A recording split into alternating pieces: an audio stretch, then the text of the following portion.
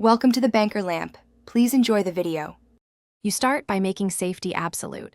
Unplug the machine and lock out power. Next, visually inspect the cable path. Look for frays, kinks, worn end fittings, and rough pulleys. Once done, remove minimal shrouds to expose the pulley and anchor point. This prevents unnecessary disassembly.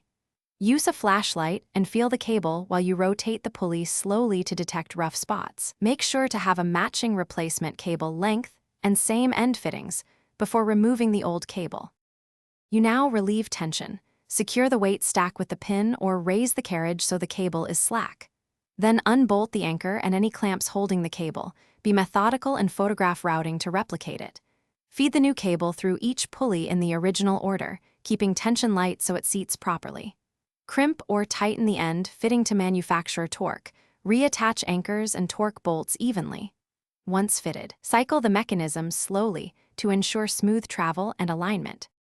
You finish by tensioning the cable to the specified feel, snug but not over tight. This prevents excessive wear.